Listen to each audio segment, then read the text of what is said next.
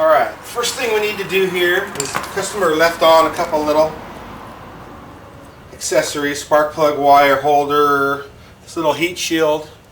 We're going to take these things off first. We're going to get them cleaned. Everything goes in the box right here. It's going to get cleaned. So when we put it back together.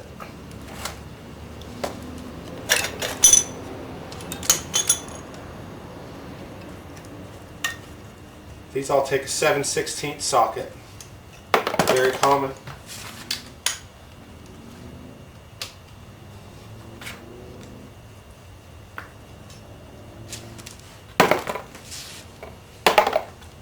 And one more back here.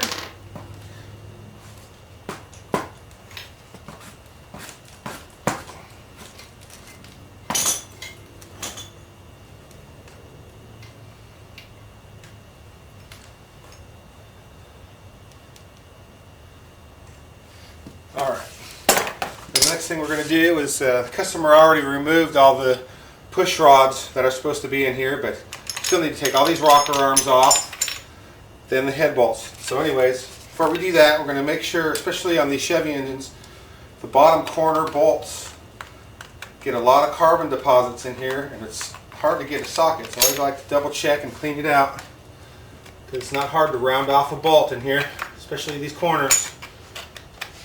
These aren't very dirty, but oh, this one's pretty dirty. A lot of stuff in this one. But once you round off one of those bolts, you'll have a heck of a time getting it out. So I just like to avoid that altogether. All right. There you go.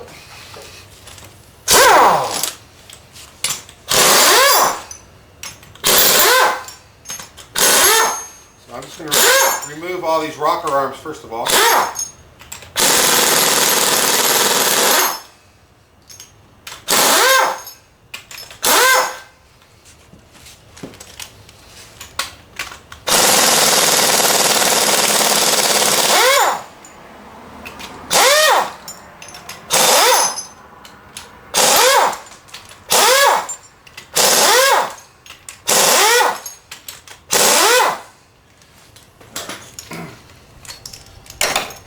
Now everything in here is going to go to the machine shop and get hot tanked. It'll come out clean, just about as new.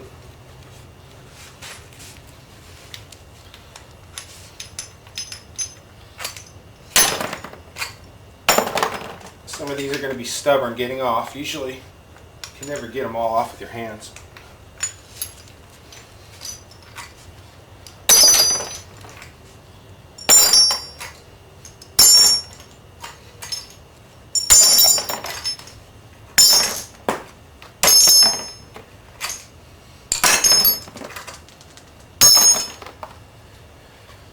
Off here.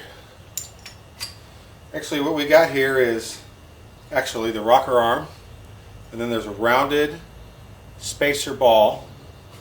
There's a rounded spacer ball here that goes inside the rocker arm and actually allows it to pivot. Then you have your lock nut on top, and that fastens it down, and I'll show you how to adjust those later when we put it back together. So now we're going to take the head bolts off.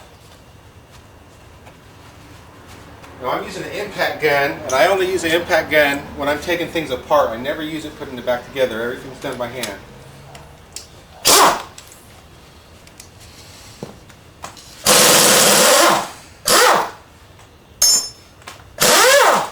Now when you're taking your engine apart, the lower head bolts here go right into the cooling passages, so if there's any coolant in there, you might want to have a drain pan under it. Excess coolant just might spill all out. So this one's pretty empty, I'm sure.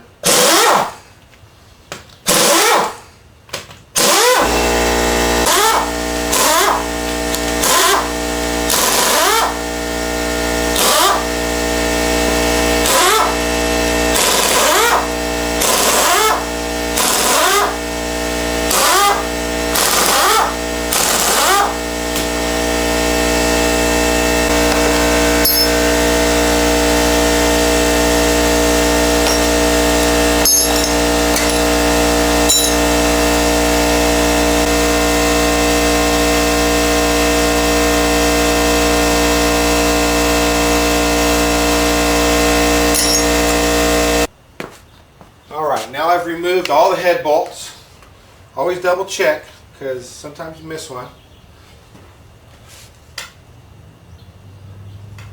And we're going to peel this head off the engine. This is how I like to do it.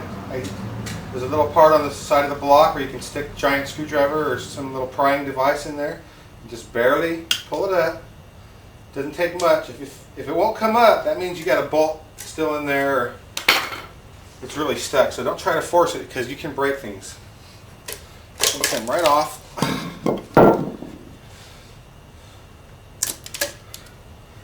Now you can tell right here we had some metal or something bouncing around in there on top of that piston.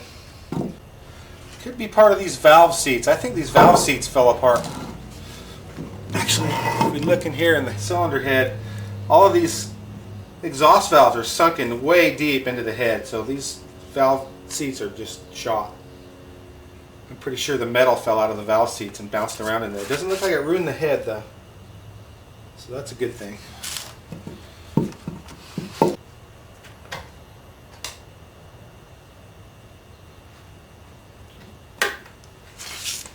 Let's crack it loose there. Usually they come off by hand. Couple wiggles and it's off. There you go. Yeah, we have the same problem here. All the exhaust seats are just way sunk in.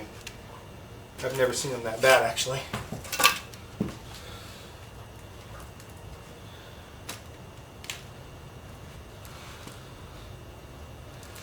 There's actually some coolant in the cylinders also, so we'll have to figure out what happened with that.